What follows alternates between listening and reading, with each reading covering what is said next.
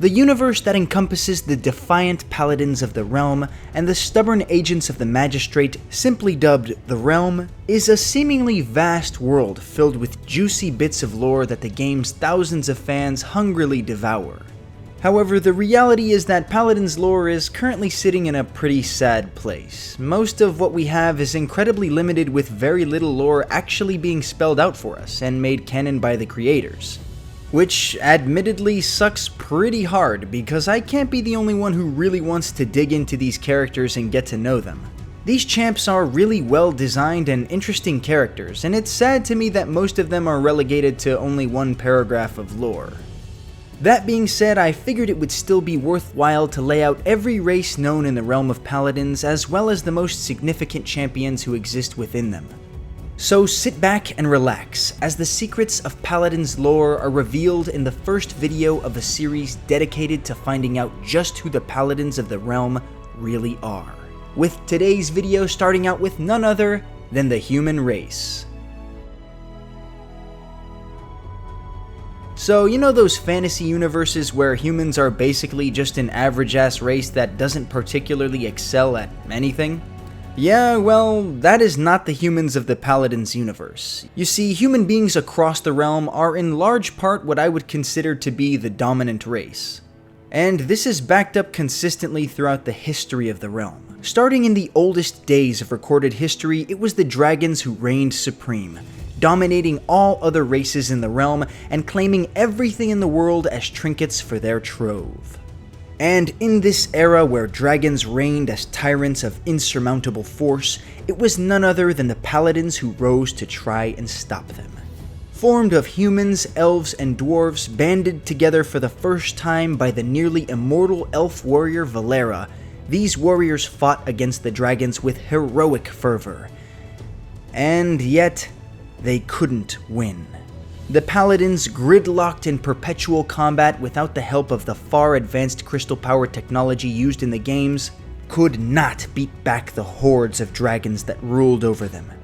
Instead, a different savior arose to the challenge, in the form of human mages who had mastered the arcane arts of warding. These warrior mages began calling themselves the Warders, and with their magic, these humans dominated the dragons, using warded magic to forcibly bend the dragons' wills to match that of their own.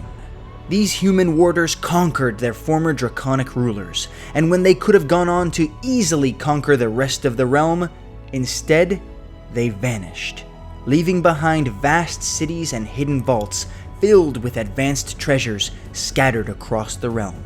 It was then that finally the realm saw relative peace under the protection of the Paladins. All until the next new threat arose.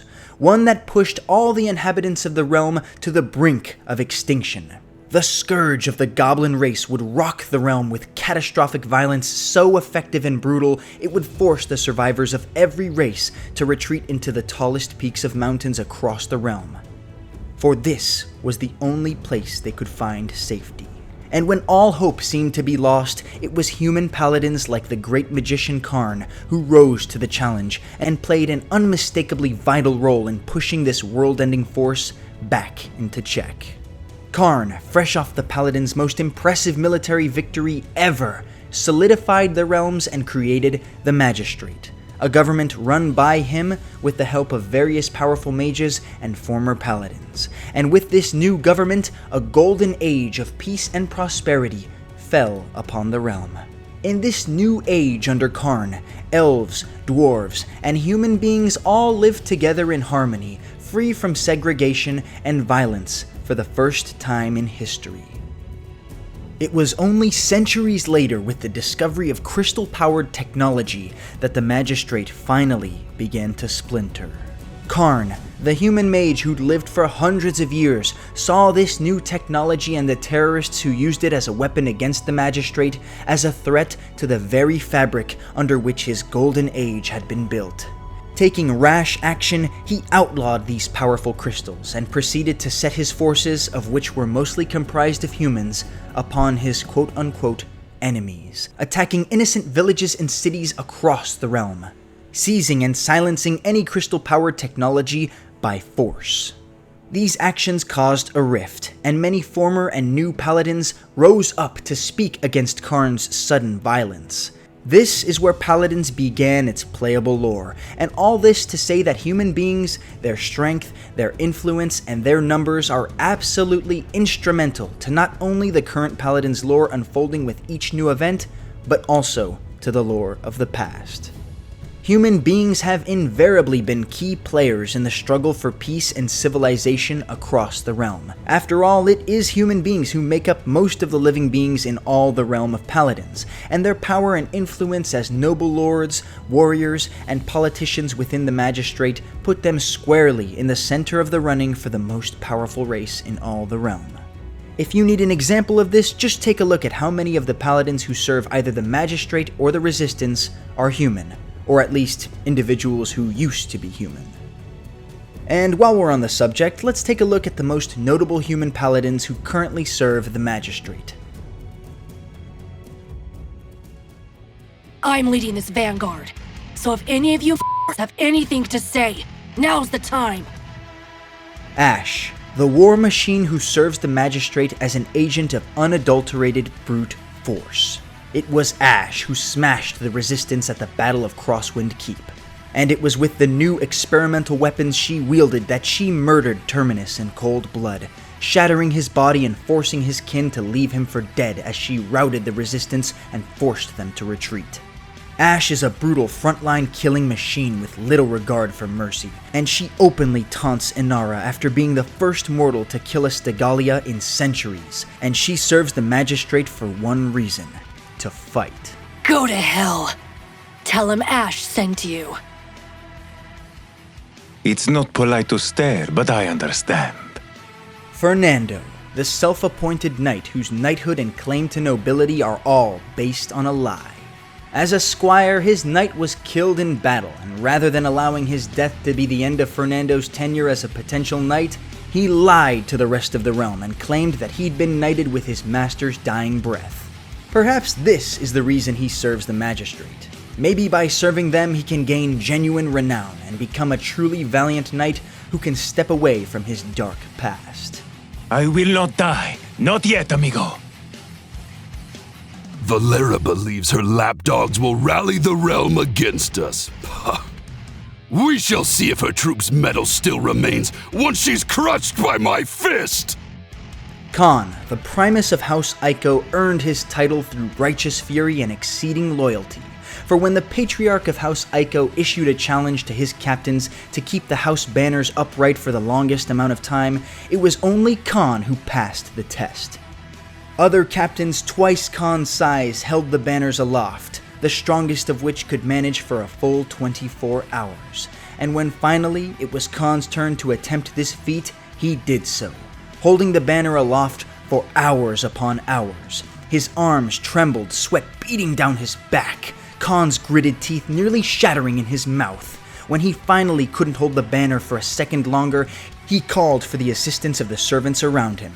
"Hold the banner," he barked. "Even though I must fall, the banner must remain." And thus, he collapsed in exhaustion, his lord being so impressed with his dedication and loyalty to the House of Aiko that Khan was instantly promoted. To this day, Khan serves as the all-crushing gauntlet of the Magistrate, and it was he who faced down the god known as Genos at the siege of Ascension Peak. Now you know the power of the Magistrate! Malevolence is like a sickness, and I am your attending. Lex, the Hand of Justice. What does it mean to be a judge of the realm? One must serve the outer tribunal, and by extension, the Magistrate. And in doing so, these judges must traverse the lawless outskirts of the realm, dedicating themselves to bringing to justice all those who threaten the stability of the Magistrate and the laws that uphold it. Though all manner of horrors exist beyond the outskirts, Lex and his partner Androxus loyally faced them all, bringing in bounty after bounty, alive or cold. All until the day his partner, cursed by a demon parading as a goddess, was set against him. Today, Lex desires justice for his corrupted partner, and to a judge, justice means one thing: bringing them in dead or alive. Something's not right about you, Androxus. A single breath to take a life. Strix, the Ghost Feather. Strix serves one purpose to the Magistrate. He takes a deep breath and exhales, and when he does, someone dies. Strix is the most prominent sharpshooter in all the Magistrate, and it was his lessons and mentorship that honed the sharpshooting abilities of fellow Paladin Canessa. Today he serves side by side with Victor on the front lines of battle against the Resistance. Some say Strix is not a man, but a shadow cursed with a physical form.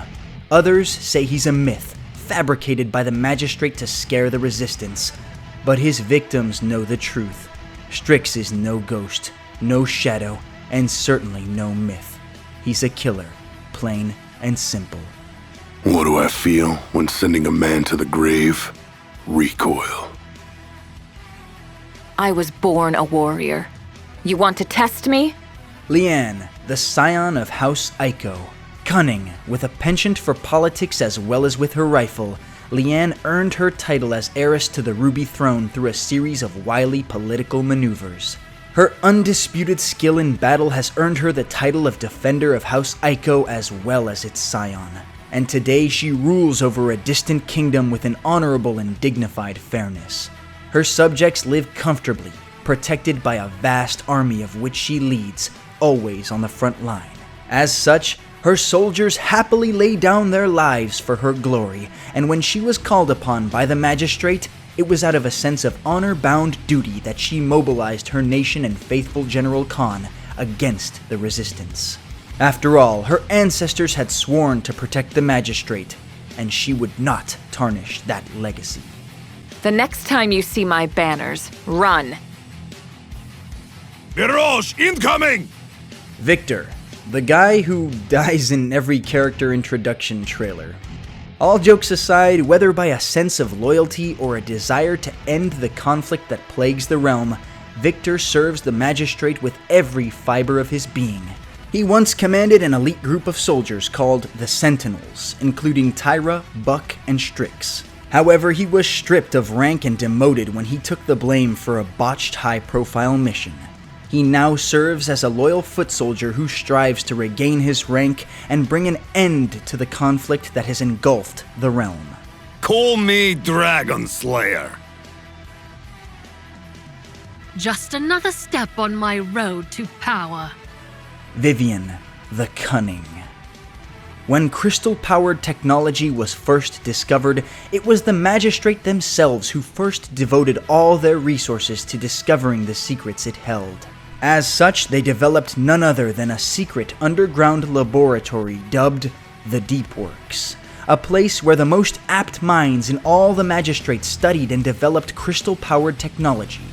And who did the Magistrate appoint to defend this most valuable asset? None other than the rising star known as Vivian the Cunning. It was under her supervision that the Magistrate developed its most powerful weapons, of which she is equipped, of course. And when war broke out, Vivian smiled wide. War means people die. And when people die, there's room to advance through the ranks with ease. And so, Vivian serves the Magistrate, so that one day, it might serve her. And her ruthless cunning leaves room for no survivors. You're late.